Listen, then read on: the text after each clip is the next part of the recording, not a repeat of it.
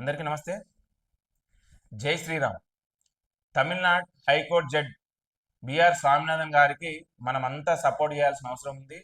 ఇప్పుడు తమిళనాడునే కాదు, అవసరమైతే మన తెలంగాణలో కూడా ఇలాంటి ఇష్యూస్ వచ్చే ప్రమాదం ఉంది. కాబట్టి మనం ముందస్తు జాగ్రత్తగా హ్యాష్ సపోర్ట్ బిఆర్ స్వామినాథన్ అను సోషల్ మీడియాలో ప్రచారం చేయాల్సిన అవసరం ఉంది. ఒకప్పుడు యశ్వంత్ వర్మ ఇంట్లో కట్టలు కట్టలు డబ్బు దొరికితే ఈ ఇండియా కూటమి, రాహుల్ గాంధీ, ప్రియాంక గాంధీ, అక్కడున్న పలు వర్గాల నాయకులు నోరు లేవలే. కానీ అనాదిగా వేల సంవత్సరాలుగా దీపోత్సవం జరుపుకుంటున్నాం. ఇక మీద నుంచి కొండపై చేయాలనే ఉద్దేశంతో ఈ దీపోత్సవాన్ని జరుపుకుందాం అనుకుంటే ఈ ఇండియా కూటమి, రాహుల్ గాంధీ కూటములు అన్ని కలిసి దాన్ని ఆపాలని చూస్తున్నారు. కానీ కొన్ని వేల సంవత్సరాలుగా ఈ హిందుత్వాన్ని అణిచివేయాలని చూస్తే ఒక్క శక్తి కూడా పనిచేయలేదు. నరేంద్ర మోడీ గారి ప్రభుత్వం ఉంది.